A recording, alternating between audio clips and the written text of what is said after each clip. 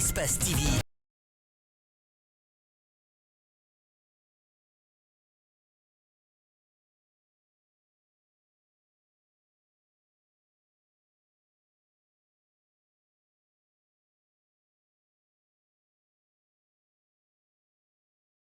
Merci de nous rejoindre sur Espace TV pour les informations de 19h45 et bienvenue à toutes et à tous. Le titre du journal, des consultations à proximité dans la commune de Matam en présence ce samedi. Le but pour le Conseil national de la transition consiste à s'enquérir des réalités mais aussi des préoccupations des populations à la base. Et puis en Guinée, une minorité de femmes évolue en politique, surtout dans les instances de décision. Contrairement aux hommes, pour certaines, le manque d'incitation des femmes à s'investir en politique est la cause de ce recul. Celles engagées présentent que ce mois est l'occasion parfaite pour encourager les femmes à s'affirmer. C'est tout pour les titres.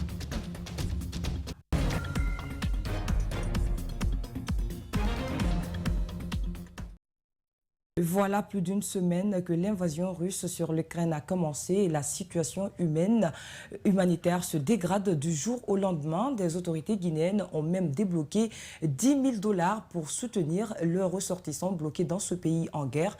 Depuis, beaucoup ont réussi à traverser ces frontières. À ce jour, Mamoudou Bouléré Diallo, adjointe le vice-président des ressortissants guinéens dans ce pays d'Europe, c'est un rescapé de la terreur du conflit entre Russe et l'Ukraine. Suivez. On a marché à peu près 60 km à pied. Nous sommes venus maintenant à la frontière. On nous traite comme des porcs, des chiens, de tous les noms que vous connaissez. Et après maintenant encore, on nous disait encore de s'asseoir à terre. On pouvait s'asseoir à terre 30 minutes. Nous sommes assis à terre. Je suis avec les Guinéens ici. Nous, on a fait à peu près une semaine à la frontière. On était à la frontière sur la neige. Il faisait moins 14. On était arrêtés sur la fraîcheur. Les gens tombaient partout. Il n'y a pas mangé. Les gens sont stressés. Je suis tombé. Tellement je me suis arrêté dans la fraîcheur. Il n'y avait pas mangé. Il n'y avait pas là où s'asseoir. Il n'y avait pas là où dormir. Je suis tombé. On m'a amené à l'hôpital. C'est quand le matin maintenant je me suis réveillé. On m'avait dit que je me suis évanoui. On m'a amené à l'hôpital. J'ai commencé d'abord à pleurer. On a eu toute la peine. À Soumi, il y a d'autres qui sont bloqués à Soumi. Il y a d'autres qui sont vers Louvov là-bas encore. Ils sont bloqués là-bas. Donc on demande toujours le gouvernement de venir à leur secours et faire tout possible de les faire passer. Au-delà des conséquences humaines, le conflit Russie-Ukraine, c'est aussi les conséquences économiques. L'impact de cette guerre n'épargnera pas la croissance mondiale et les pays africains notamment peuvent payer le prix fort, expliquent les économistes rencontrés par Mamadou Sadio Baldé. Donc tout ce qui se passe ailleurs va nous toucher de plein fouet. D'où la nécessité pour nous de faire repartir la production nationale intérieure. Pour le moment, l'Ukraine subit les conséquences humaines de cette guerre et le reste du monde paye le désastre économique. D'abord, les deux pays en conflit sont des producteurs essentiels du blé. Il se trouve que la Russie et l'Ukraine à eux deux constituent déjà la consommation, ils constituent 30% de la consommation du blé mondial. Le pétrole et le gaz sont aussi produits par la Russie et beaucoup de pays européens notamment dépendent du géant russe. Là également, il faut s'attendre à des répercussions au niveau mondial. Au niveau des produits pétroliers, c'est le deuxième producteur mondial après l'Arabie Saoudite. En termes de gaz, elle fait partie en tout cas des premiers. Par exemple, si je prends l'Europe, 13,5% environ du gaz européen viennent de Gazprom. 8,3% viennent de l'Ukraine. Quand on prend l'Allemagne, c'est 60% de son gaz qui vient de Gazprom. Le monde n'a pas intérêt à ce que cette guerre s'enlise, sinon le désastre économique n'épargnera aucun État. On regarde par exemple le prix du baril de Brent a dépassé la barre des 110 $. Des études ont montré qu'une augmentation de 10 $ du prix des produits pétroliers enlève à la croissance mondiale 0,4%.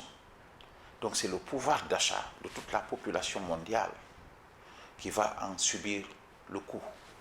La production interne est l'une des solutions à cette crise économique. En attendant, un ajustement des prix à tous les services risque d'être inévitable. Et quand les prix du carburant augmentent, on sait que déjà le transport va y être affecté. Alors que le monde n'a pas fini de se relever de la crise économique causée par la Covid-19, une autre plane au-dessus de nos têtes. Reportage signé Mamadou Sadio Baldé. 12 morts et 9 blessés, c'est le bilan provisoire de l'éboulement de Kounsitel survenu le 1er mars dernier dans la préfecture de Gawal. Le maire envisage prendre des dispositions. Il a été joint au téléphone ce samedi par Rosaline Ogoto Mounebou. Selon un bilan provisoire dressé par les autorités locales, l'éboulement de Kounsitel a fait 12 morts et 9 blessés. Les plus graves sont évacués à Conakry et les autres sont pris en charge à l'hôpital préfectoral de Gawal. Le premier jour, 6 corps ont été découverts, sortis des trous. Il y avait 10 blessés, dont 3 grièvement. Ce sont l'un de ces 3 qui est mort après, ce qui a fait 7 morts le premier jour. Les recherches ont continué. Le lendemain, ils ont trouvé encore 4 personnes. C'est ce qui fait 11, jusqu'avant-hier. Comme les recherches continuent, hier aussi, ils ont trouvé un autre.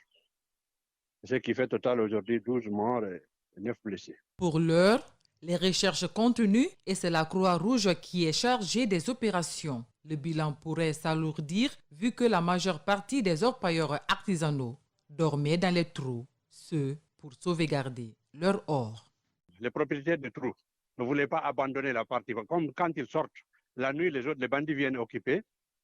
Ils disent même pendant la nuit, ils ne sortent pas de leurs trous. Sur le drame, le maire de Kounsitel a été interpellé par la gendarmerie sur instruction du juge de paix. L'objectif était de savoir ce qui s'est réellement passé sur place. Dans les jours à venir, le maire compte prendre des dispositions en compagnie des autres élus locaux de la localité face à cette situation.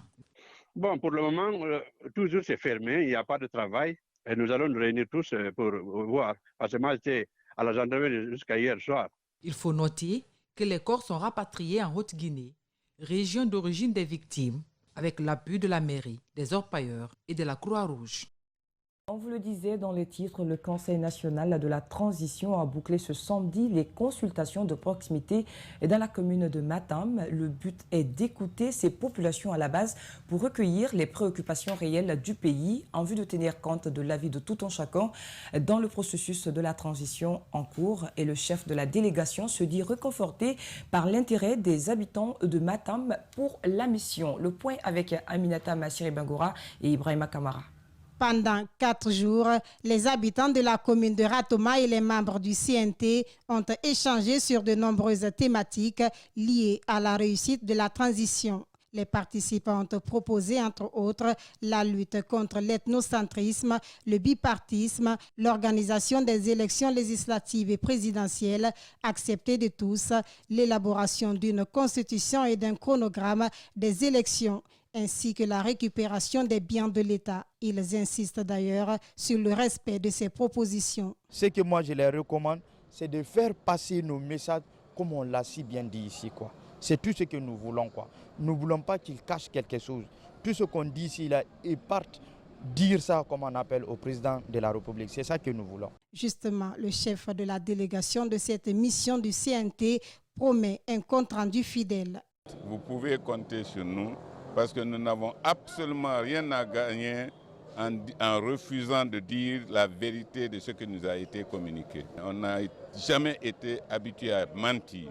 Nous dirons la vérité telle que vous l'avez dite. Pour sa part, le premier responsable de la dite commune s'est réjoui de la mobilisation des habitants de sa localité. Il y a plus de 2000 personnes qui ont été écoutées. Et les débats qui ont eu lieu ont intéressé les participants. Et la mission elle-même s'est félicitée de la mobilisation qui a eu lieu chez nous. Et je pense que c'est une réussite totale. Cependant, les réactions sont mitigées à propos de cette mission du CNT déployée sur l'ensemble du pays. C'est le cas de ces citoyens qui estiment que les problèmes de la Guinée sont déjà connus de tous. On n'a pas besoin d'envoyer des missions à l'intérieur ou bien à Conakry ici pour recueillir des problèmes, connaître les problèmes des Guinéens. Tout le monde connaît les problèmes actuellement des Guinéens. La durée de la transition, c'est ce qui nous intéresse beaucoup. Parce que nous, on veut quitter dans la transition là. La mission du CNT continue toutefois à recueillir l'avis de la population sur les préoccupations majeures du pays. Une manière, selon elle, de faire participer tous les Guinéens à la transition. Autre réalité dans ce journal, en Guinée, l'engagement des femmes en politique reste encore très faible. Plusieurs femmes estiment que l'État et les partis politiques ne font pas assez pour inciter les femmes en politique. Les rares qui sont engagées en politique que nous avons rencontrées pensent que ce mois de mars, qui correspond au mois de la gente féminine, doit être consacré aux actions allant dans le sens de pousser le maximum d'entre elles à l'engagement politique. André Moussi Milmono et Abdoulaye Kamara pour les détails. Comme à l'accoutumée, Aminata Kamara vient assister à la réunion de son parti politique. Elle milite au sein de ce parti depuis plusieurs années. Elle estime que les femmes devraient beaucoup plus s'engager en politique pour pouvoir changer positivement les choses dans ce pays. Au sein de son parti, une place de choix est accordée à la couche féminine. La place de la femme est vraiment respectée, elle est instaurée, elle est exigée. Et sincèrement, avec toutes les opportunités qui sont données aux femmes dans ce parti politique, le FAN, si cette même opportunité est donnée aux autres femmes des partis politiques, sincèrement, le leadership féminin en politique va aller vers un meilleur travail. Contrairement à Aminata Kamara, cette autre dame déplore le fait que les femmes soient reléguées au second plan dans l'arène politique. L'État et les acteurs politiques, dit-elle, ne font pas assez d'efforts pour booster l'engagement des femmes en politique. Dans les partis politiques en Guinée, je suis désolée de le dire, mais les femmes ne sont là que pour le décor. 52% de la population, c'est des femmes. Où on a moins de je dirais, 10 femmes dans le gouvernement.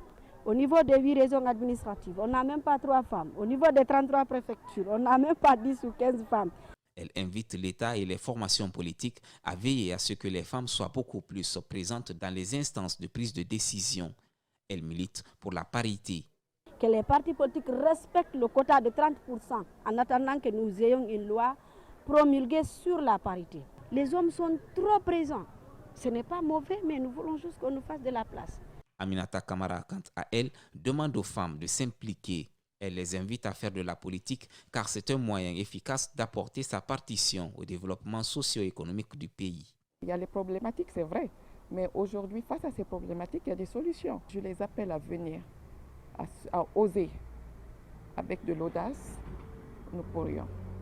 Ces femmes politiques pensent que leur père devrait mettre ce mois à profit pour exiger des politiques une meilleure représentativité de la couche féminine dans le landerneau politique. Direction Guinée forestière à Kouakan, dans la préfecture de Massanta, 20 groupements de femmes réfugiées suivent des formations en saponification, en teinture et en entrepreneuriat. L'objectif est de rendre ces femmes autonomes, une initiative soutenue par l'ambassade des États-Unis à travers l'ONG ADES. Moïse Bitianlama nous fait le point. Nous sommes dans le camp de réfugiés de Kouakan, situé à une 50aine de kilomètres de Massanta. Ici, les femmes réfugiées sont formées en saponification, en teinture et en entrepreneuriat pour leur autonomisation. Chacun des membres de ces groupements-là puisse vivre de manière autonome des activités qu'elles vont mettre en œuvre. Donc les attentes sont grandes, mais en dehors de ça aussi, c'est permettre à ces femmes-là de vraiment s'installer, vraiment s'intégrer et être autonomes.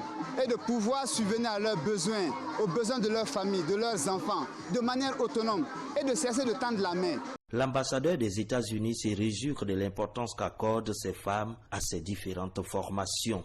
Je tiens à féliciter chacun d'entre vous pour avoir achevé votre participation à cette formation. Je vous souhaite beaucoup de réussite dans l'utilisation de vos nouvelles compétences et je vous remercie de votre accueil chaleureux aujourd'hui. Quant aux femmes réfugiées, elles expriment toutes leurs satisfactions. Tout d'abord, je vais dire sincèrement merci à monsieur le maire de la commune rurale de Kouakan et dire merci aussi aux représentants de l'ONG ADES grâce à eux aujourd'hui, on peut faire quelque chose. Nous avons appris la formation en teinture, nous avons appris la formation en saponification et nous sommes en train de se préparer encore pour d'autres formations qui sont en cours. À retenir que d'autres matériels de travail ont été remis à ces femmes pour leur permettre, après la formation, de continuer à mener leurs activités sur le terrain. Hors de nos frontières, depuis décembre 2021, le Mali n'a pas subi d'attaque terroriste. Les groupes armés viennent de rompre cette trêve et ont attaqué un poste de sécurité de l'armée situé au centre du pays. 27 morts côté soldats maliens et 70 terroristes abattus. Cette attaque intervient en pleine montée en puissance des FAMA. Mamadou Kalisso. C'est un coup dur pour les autorités maliennes. Après des mois d'accalmie, une attaque terroriste a fait ce vendredi 27 morts, une trentaine de blessés et des portés disparus, selon les autorités de Bamako. Un bilan encore provisoire. Des éléments des forces spéciales rapidement déployés sur les lieux ont neutralisé 70 terroristes, selon un communiqué officiel. Cette attaque complexe, perpétrée au centre du Mali, dans la zone de Douenza, intervient au moment où il y a un sursaut patriotique. Une montée en puissance des forces armées maliennes. De nombreuses localités ont été reconquises selon la direction de l'information et des relations publiques des armées.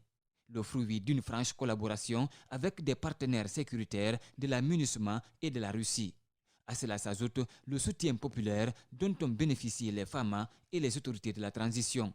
Le tout couronné par une gestion plus saine des ressources allouées aux forces de défense et de sécurité, selon le Premier ministre Choguel Maïga. C'est la première attaque d'une telle ampleur qui touche l'armée malienne depuis plusieurs mois.